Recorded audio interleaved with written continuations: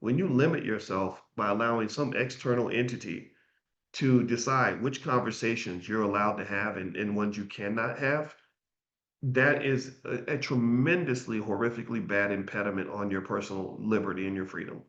I want the conversation to go wherever the conversation needs to go. I want to hear from everybody. And if you are down for the community, only condition I ask is, are you black first? Are you truly committed to your community? Do you put your community above your political party?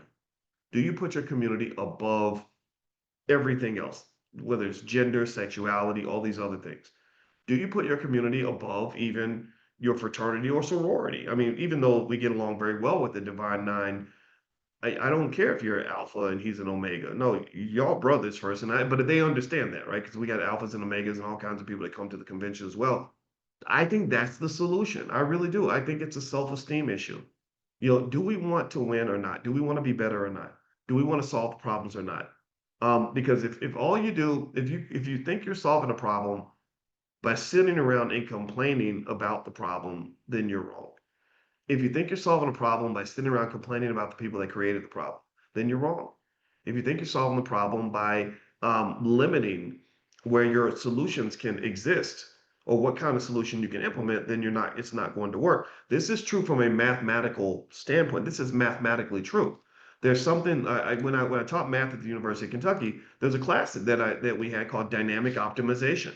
And what we would do is we would have a bunch of equations and you would be looking for solutions. And so they say, okay, there's 8 equations, which means there's 8 solutions.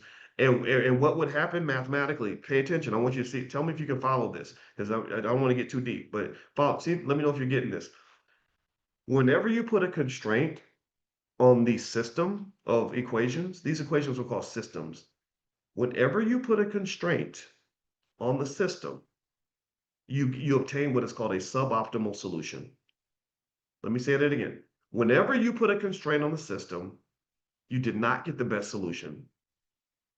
Why? Well, because you got a constraint. You're enslaving, you're controlling something. Right? So what happens is the problem with our community. Let me know, did y'all get what I'm saying? Give me a yes if you're following this. So what happens with the Black community is your community is looking for solutions. You're dealing with these systems, and you're dealing with all kinds of constraints. Well, you can't, don't listen to no Republican because they don't know nothing, or economic constraints. Well, make sure you can be successful as you want as long as you work for white people, right? Like just all these things. Or we can be successful, but you got to be down with the culture. The culture. If you ain't down with the culture, then you ain't. All these stupid constraints, they are not working for you. That's why the problem doesn't get solved. I'm speaking as a mathematician here. In order to solve a problem, you must liberate yourself. You must liberate yourself personally and collectively if you're truly going to solve. If you're trying to solve a problem with your family needs to be liberated from constraints. That means you need to you need to stop worrying about what the Joneses think, stop worrying about what people down the street are doing.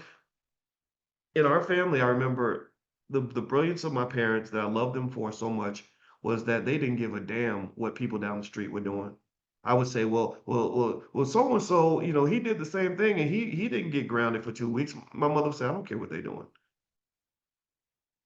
When my father got his credit score up, he would have all these relatives that would come by and want to borrow money or get him to co-sign for stuff.